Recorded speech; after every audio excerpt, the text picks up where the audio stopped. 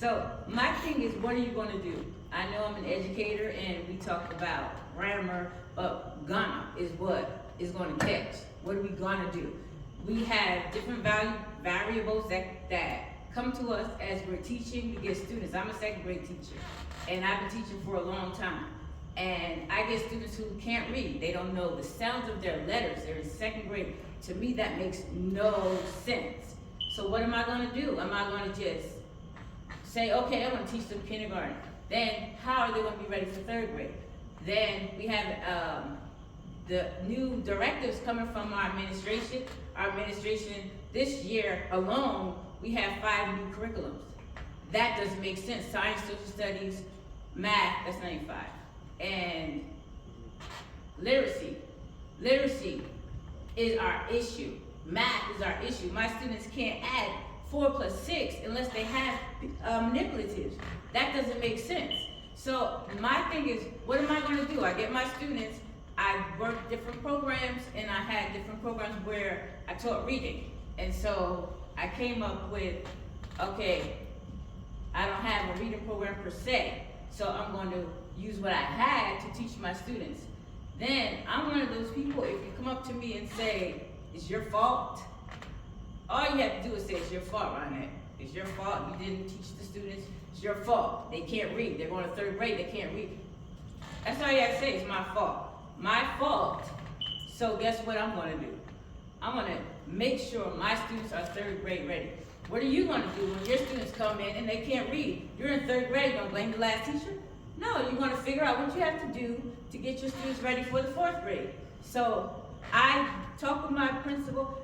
Matter of fact, my principals won't blame me. How you blame me when my kids can't come in reading? They don't know the sound of the letter A. They can't say cat, read cat, because they don't know the sound of the letter A. Second grade at 7, it makes no sense. So I decided what I was going to do. I'm going to make sure my students are third grade ready. I put the onus in my students' hand. I empowered my students. I empowered myself. I closed my door. We got down. I said, this is where you are, students. This is where we're trying to get. This is what we're going to do. I worked my students hard. Then we played. I worked my students hard. It was rigorous, then we played. I made up in my mind, this is my plan, what I'm going to do. I talk to teachers now and they say, we don't have the right curriculum. We have no books for our students. I don't say it because what am I going to do? I still have to educate my students. So a teacher, she was telling me, well, we can't do this, we don't have time, we have to test. She kept talking to me and I said, well, what are you going to do? And she said, well, we don't have, well, what are you going to do? She said, I don't have, we have a new curriculum, it comes with no books for the students. What are you going to do?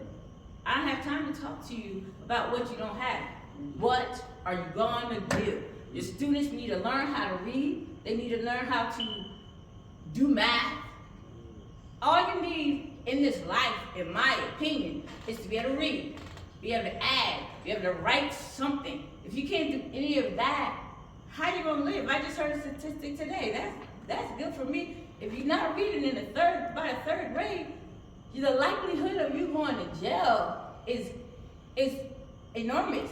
Like that's something I just learned today. So what am I going to do? I have a plan. I can go. I've been teaching for a long time, and I can tell you about.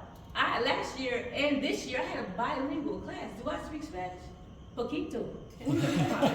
That's it. Right. No. What was I going to do? Keep on complaining?